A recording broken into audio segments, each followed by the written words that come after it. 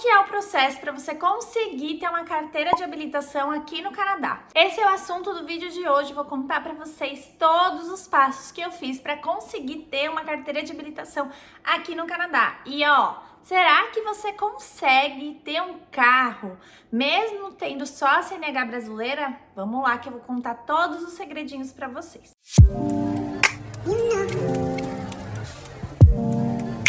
Bom, gente, se você ainda não me conhece, meu nome é Beatriz, eu moro desde julho de 2023 aqui no Canadá. A gente mora na província de New Brunswick, na cidade de Moncton.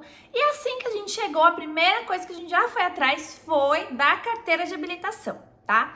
Então, eu vou contar pra vocês todos os passos que a gente fez pra conseguir tirar essa carteira.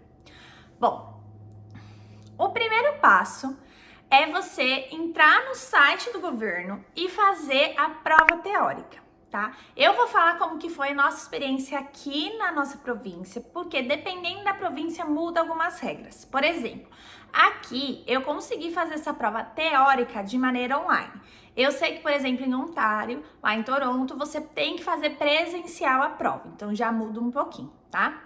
Então, essa prova, ela é dividida em duas etapas, a prova da sinalização e a prova da regulamentação.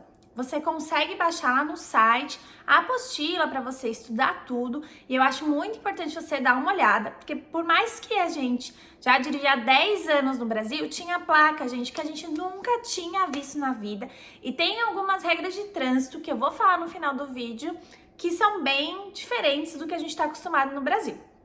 Então, beleza, fizemos a prova teórica de forma online. O resultado ele sai na hora ou no máximo em um dia. Após isso, você tem que esperar 4 dias e ir presencialmente no Surface New Brunswick para fazer o teste de vista. O teste de vista foi muito simples. É uma máquina que você consegue colocar o seu olho e aí você tem que ficar repetindo os números que estão aparecendo lá. Então, se você ainda está aprendendo a falar o inglês, que às vezes o alfabeto a gente confunde um pouco o A com o I, com o E, é ótimo, já ajudou bastante. Beleza, fiz essa questão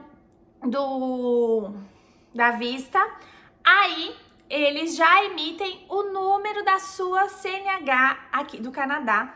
E com esse número você consegue agendar a prova do volante, né? O road test. E aí, para mim, que já tinha habilitação no Brasil, como que funcionou? No próprio site você consegue ver a agenda de todas as cidades da província para você poder realizar o teste. No dia, eu tive que apresentar a minha CNH brasileira, mais a tradução juramentada. Por mais que eu já tinha feito a atualização da minha CNH, que é a última do Brasil, ela já vem atrás, algumas informações, a tradução, mesmo assim eles pediram.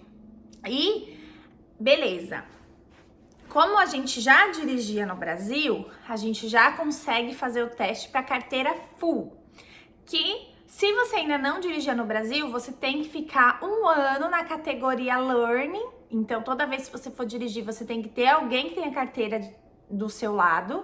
No meu caso, já fui pro road test para poder fazer o teste do volante, porque eu já dirigi há 10 anos lá no Brasil. E nesse momento eu paguei uma taxa de $75. E como que funciona, gente? Além dessa documentação, eu tive que apresentar o seguro do carro e o documento do carro. E aí que a gente entra na maior dúvida que eu tinha, por quê? Aqui no Canadá, para você ter um carro, você precisa obrigatoriamente ter o seguro. Se você não apresentar o seguro, você não consegue nem tirar o carro da loja da concessionária. E eu tava com a carteira de habilitação brasileira, e aí?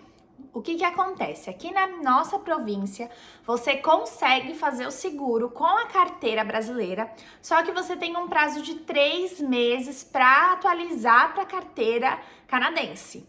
E um outro ponto, o seguro ele fica mais caro com a carteira brasileira, e aí a partir do momento que eu enviar para eles que eu tenho a carteira canadense, já diminui um pouco o preço do meu seguro, tá? Eu pago hoje no seguro do meu carro $217 e a previsão é de que quando transforme para canadense e diminua uns 50 dólares, tá? Então, essa informação é muito importante. Eu vou deixar aqui na descrição do vídeo o contato da Alessandra, que é uma brasileira que tem uma corretora de seguros aqui em New Brunswick, então você pode falar com ela. Ela fez o nosso seguro, tipo, na hora que a gente comprou o carro, diferente do Brasil, que às vezes demora 2 dias para emitir a pólice, foi muito rápido. E ela tem um atendimento muito bom, então vou recomendar para vocês, beleza? Então, em questão da carteira de motorista, foi teste teórico, teste de visão e o teste prático. Agora, eu quero contar para vocês algumas regras de trânsito que são totalmente diferentes do que a gente está acostumado no Brasil, tá? E lembrando que eu tô falando da minha cidade de Moncton. Por quê? Por mais que tenha a cidade de St. John, que é a mesma província que aqui, eu sei que lá tem algumas regrinhas de trânsito um pouquinho diferentes. Já me falaram isso. Por exemplo, aqui, se você tá no farol vermelho, aqui no Canadá, se você for virar à direita, você pode no farol vermelho virar à direita. Isso pra mim foi muito estranho, até eu conseguir acostumar com isso, porque pra mim vermelho é vermelho, mas aqui não. Pra entrar à direita você pode. Outra questão, aqui a placa do pare, no Brasil também, mas na placa do pare no Brasil a gente reduz, olha e vai. Aqui não, você tem que parar o carro. E isso é uma das coisas que mais reprova no road test, porque você tem que parar o carro, esperar uns 3 segundos, aí você vai. Então tomem muito cuidado com isso. A terceira situação que eu acho legal falar é que aqui, por exemplo, numa intersecção, né, que tem 4 carros, quem que vai primeiro? Aqui no Canadá, vai primeiro a pessoa que já chegou, quem chegou primeiro. Então, se você chegar numa intersecção e já tem um carro aqui e um carro aqui, você tem que deixar os dois irem primeiro para depois ser a sua vez. Então, você tem que respeitar muito isso.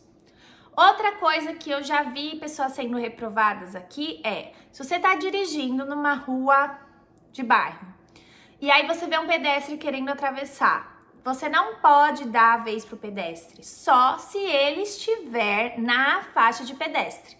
A prioridade é só do pedestre se ele estiver na faixa. Se ele estiver em um outro ponto da rua querendo atravessar e você der a oportunidade para ele, eles já consideram que você está atrapalhando o trânsito. E na hora também do road test, 2 coisas que foram as mais temidas para mim foi a baliza, que eu odiava, sempre odiei fazer baliza. E eu não entendi porque que teve que fazer baliza, porque aqui a gente nunca para com baliza, mas tudo bem.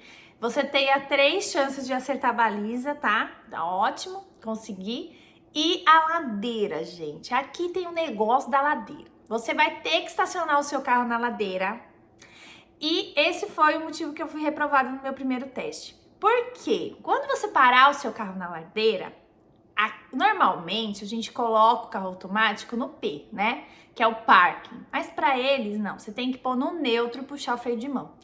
Aí, o que aconteceu com a bonita aqui? Eu não parei o meu carro perto da guia, o meu freio de mão não estava regulado, o meu carro desceu, porque eu tive que colocar no neutro que a mulher mandou, fui reprovada. Fiquei mas assim, aqui é normal, tá, gente? Aqui é normal as pessoas reprovarem 1, 2 vezes.